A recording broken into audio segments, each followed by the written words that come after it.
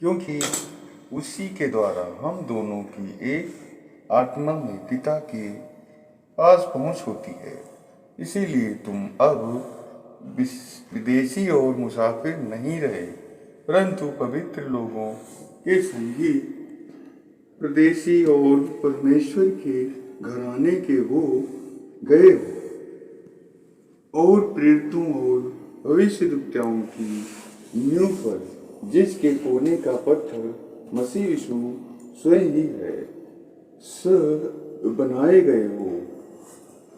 मैं इसी कारण उस पिता के सामने घुटने टेकता हूँ, जिससे स्वर्ग और पृथ्वी पर हर एक घराने का नाम रखा जाता है, कि वह अपनी महिमा के धन के अनुसार मुझे तुम्हें यह दान दे कि तुम उसकी आत्मा से अपने भीतरी मनुष्य तत्व में सामर्थ्य पाकर बलवंत होते जाओ, और विश्वास के द्वारा मसीह तुम्हारे हृदय में बसे कि तुम प्रेम में जड़ पकड़कर और न्यू डालकर सब पवित्र लोगों के साथ भली भांति समझने की शक्ति पाओ कि उसकी चौड़ाई और लंबाई और गहराई और ऊंचाई कितनी है, और मसीह के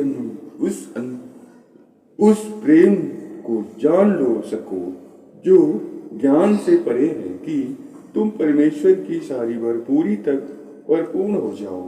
अब जो ऐसा सामर्थी हमारी विनती और समझ से कहीं अधिक काम कर सकता है, उस सामर्थ्य के अनुसार जो हम में कार्य करता है, कलीसिया में और मसीह यीशु में उसकी महिमा पीढ़ी से पीढ़ी तक युगन युग होती रहे। आमीन।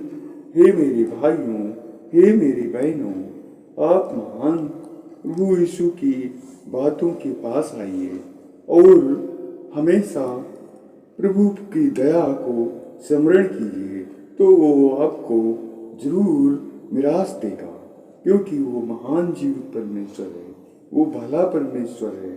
वो हमारा ऐसा परमेश्वर नहीं है कि हमारे दुखों में हमसे दूर चला जाए। उसके हाथ इतने छोटे नहीं हैं कि वो हमें संभाल ना सके, और वो संभालने के लिए हमें बुला रहा है। हम निराश हो गए हैं, हम हताश हो गए हैं, हम किसी भी दशा में पड़े हैं, पर हमारा प्रभु यीशु मसीह वो आपको बुला रहा है, कह रहा है, मेरे पास आओ, मेरे पास आओ, मेरे बेटे बहन भाई, मेरे बेटे बेटी, मेरे पास आओ, मैं तुम्हें विश्राम दूंगा। अपना जुआ, अपना बोझ हमारे ऊपर डाल दो, और तुम अपने मन में विश्राम पाओगे। और ये जीवन हमारा जो बहुत दुर्लभ हो गया है, वो हम प्रभु के पास हर एक समस्या को ला सकते हैं, और उससे हर एक प्रकार की आशीष को पा सकते हैं, और हर एक प्रकार के दुखों का निवारण हम प्रभु यीशु मसीह से पा सकते हैं, क्योंकि हम दूर हो गए हैं परमेश्वर के प्रेम से, हम दूर हुए और हम उसके पास नहीं आना चाहते। और वो मुझे बुलाता है कि मेरे बेटी, मेरे बेटे, मेरे पास आओ, मैं तुम्हारे हर एक दुखों को, हर प्रकार की बीमारियां प्रभु के अधीन है। हर एक हुकूमत जो आकाश में काम करती है, वो प्रभु के अधीन है, क्योंकि मेरे प्रभु ने कहा है, ये महान आदेश है कि मैं देखो मर गया था और अब जी उठा हूँ, और सारे संसार के पूरे स्वर्ग और पृथ्वी का सारा अधिकार हमें प्राप्त हुआ है। और तुम मेरे पास आओ, मैं तुम्हें हर एक प्रकार से बचाऊंगा। कुछ भी ऐसा नहीं जो क्षमा न किया जाए, कोई भी ऐसी मुसीबत नहीं जो टाली न जाए, और ऐसा कुछ भी नहीं जो मैं नहीं कर सकता। प्रभु यीशु मसीह यही कह रहा है, अपने पुराने जीवन को छोड़ दो और नए जीवन में आ जाओ, क्योंकि नया जीवन ही आपको हर एक दुखों से बचा सकता है। और हमारा नया जीवन और हमारा पुराना जीवन का मतलब है, लोग समझते हैं कि वो तो जाति बदल दिया, धर्म बदल दिया, परंतु ये जाति और धर्म बदलने की बात नहीं है। ये बात ये है कि हम पुराने जीवन में जो फंसे हुए, दबे हुए बोझ के तले दुर्लभ जीवन जी रहे थे, आज हम अच्छा जीवन जीने के लिए हम अपना जीवन को बदलें। जैसे जैसे कि नशा करना, जैसे कि झूठ बोलना, हर प्रकार का नशा, गांजा, दारू, भांग, बीड़ी, सिगरेट, मेरा प्रभु छोड़ने के लिए तुम्हें बुला रहा है कि इस दशा से, इस दुष्ट आत्मा से छोड़कर मेरे पास आ जाओ, मैं तुम्हें विश्राम दूंगा। और ऐसा कुछ नहीं है जो मेरे अधीन ना हो, जो यीशु को डरती ना हो। हर बीमारी, हर हुकूमत, हर एक दुष्ट आत्मा आपसे दूर भागेगी, क्योंकि मसीह यीशु को सब डरते थे। आप आ जाइए मेरे भाई, मेरी बहन, आप आ जाइए। प्रभु बुला रहा है, उसकी स्तुति, उसकी आराधना करने के लिए बुला रहा है कि तुम मेरे पास आओ और मेरे लोगों के साथ बैठकर स्तुति करो, आराधना करो। प्रभु यही चाहता है। प्रभु ने हमें सब कुछ दिया है, कुछ ऐसा नहीं है जो उसने ना बनाया हो। सब कुछ आदि में वचन था और वचन परमेश्वर के साथ था, यही परमेश्वर था और उसी के द्वारा सब कुछ उत्पन्न हुआ। उसमें से कुछ भी ऐसी चीज नहीं जो उत्पन्न ना हुई हो। इसलिए वो हमें बुला रहा है कि सब कुछ मेरा है, क्या मांगोगे तुम? जो कुछ मांगो पालो, जो कुछ मांगो पालो। अपना जीवन सिर्फ मुझे, मेरी आराधना, मुझे धन्यवाद करो। प्रभु सिर्फ धन्यवाद बलि चाहता है, वो बलिदान नहीं चाहता। वो हमारे लिए स्वयं क्रूस पर चढ़ गया, बलिदान हो गया है। वो अपने आप को हमारे लिए न्यौछावर कर दिया है, अपने प्राणों को क्रूस पर लुटा दिया है और वो मरे हुए में से तीसरे दिन परमेश्वर ने उससे जिला दिया है, ताकि हमारा जो बलिदान था, पाप था, वो सारा पाप प्रभु यीशु उठा ले गया है। अब वो चाहता है कि हम उसकी स्तुति करें, उसकी आराधना करें, उसके सामने आए और वो उससे जो चाहे मांगे और पाले।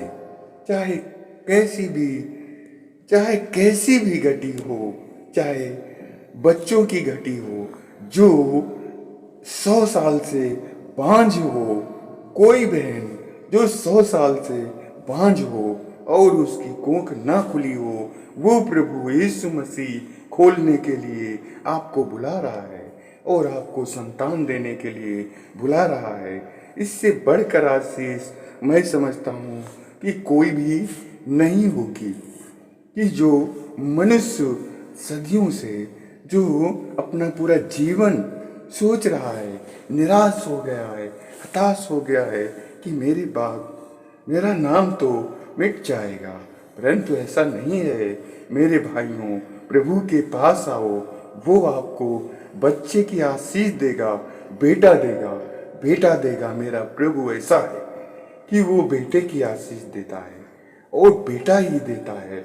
ये नहीं है, ये मत सोचो मेरे भाइयों, ऐसा कुछ नहीं है जो मेरे प्रभु के अधीन ना हो, मेरे प्रभु यीशु मसीह के हाथों में ना हो। वो उसके हाथों में सब कुछ है। उसने कहा है कि मुझे सारे संसार का अधिकार मुझे मिला है और स्वर्ग और पृथ्वी का अधिकार मिला है। तो जो मांगो सब पा सकते हो। मेरे प्रभु के पास कोई ऐसी चीज नहीं जो तुम्हें ना दे सके।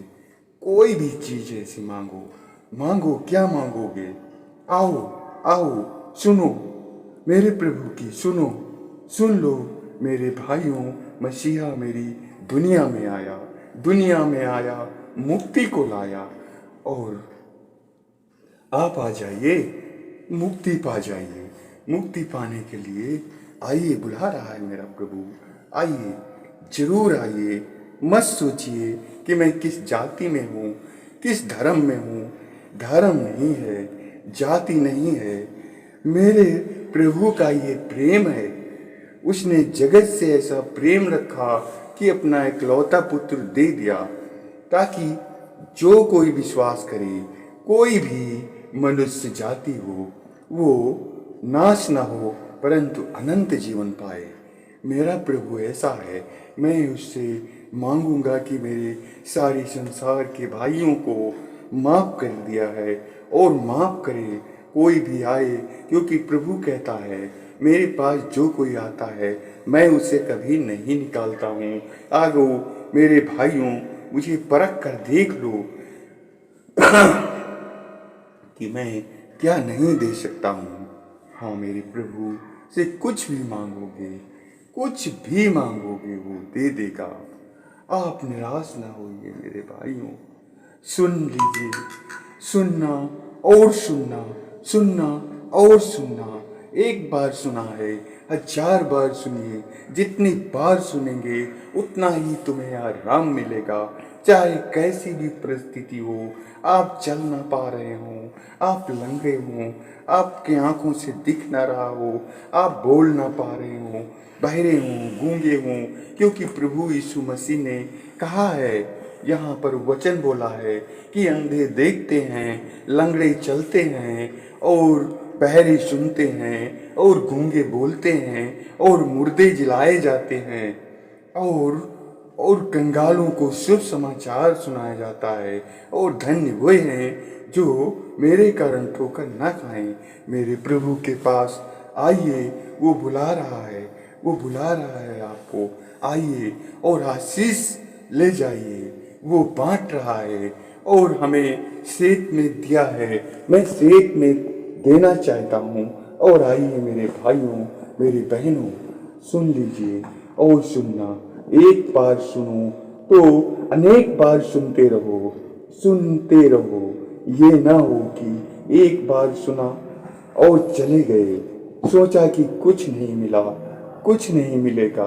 आप जितनी बार मेरे प्रभु को सुनोगे उतना ही प्रभु आपको मजबूत करेगा, उतना ही अधिक आशीष देता रहेगा, उतना ही अधिक आशीष, आशीष पर आशीष आपको निर्धन से धनवान बनाएगा।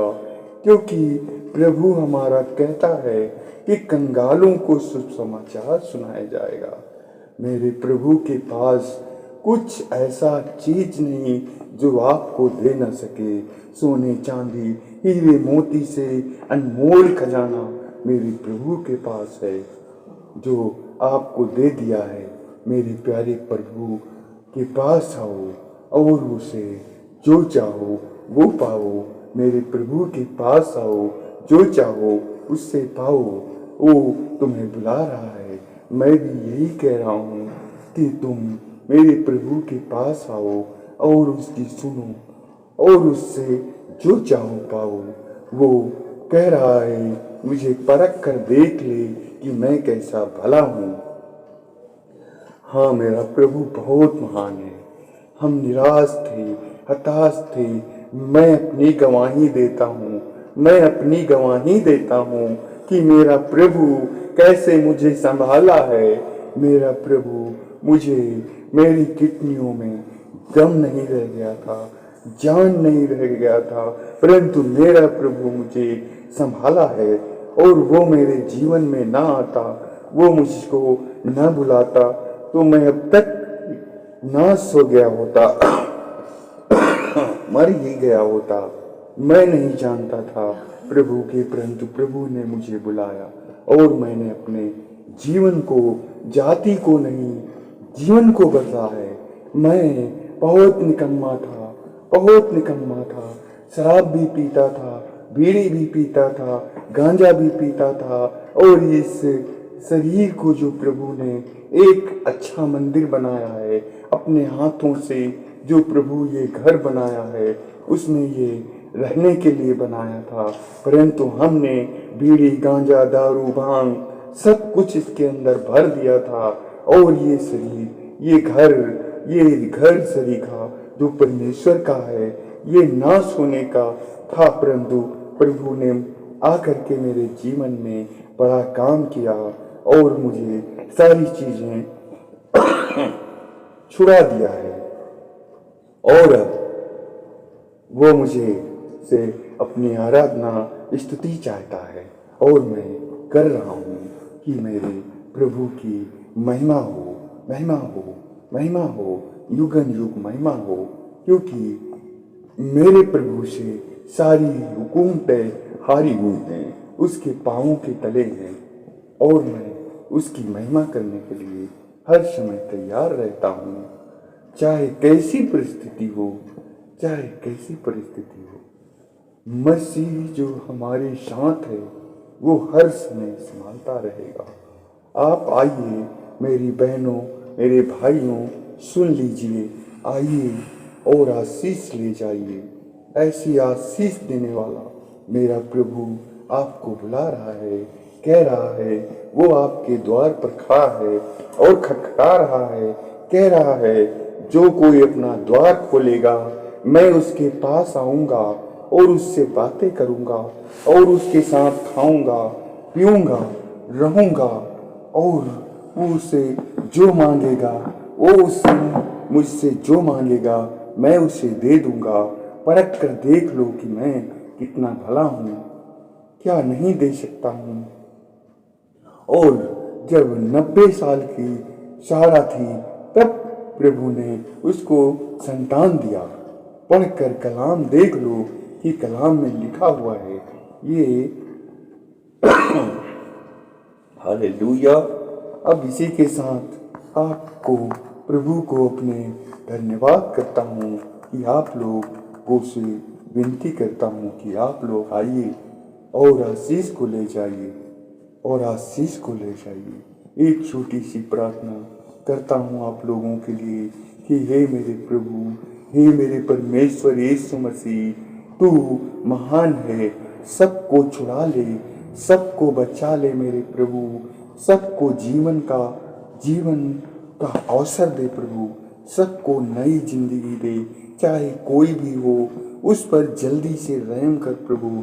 और सारी बीमारियों से, सारी नशेखोरियों से, सारी हुकूमतों से, जो अंधकार की शक्तियां हैं उनसे छुड़ा दे। मैं तुझे कोटि कोटि धन्यवाद करता हूँ। In the my name of Jesus God, in the my name of Jesus God, thank you Jesus God. शब्बा रबा अबा रबा शब्बा रबा अबा शब्बा लबा अबा शब्बा लबा। ओ मेरे प्यारे परमेश्वर, ओ मेरे प्रभु, तुम महान है, जय हो। हालेलुया। राजाओं के राजा तेरी जय हो, प्रभुओं की प्रभु तेरी जय हो। Hallelujah, hallelujah. धन्यवाद।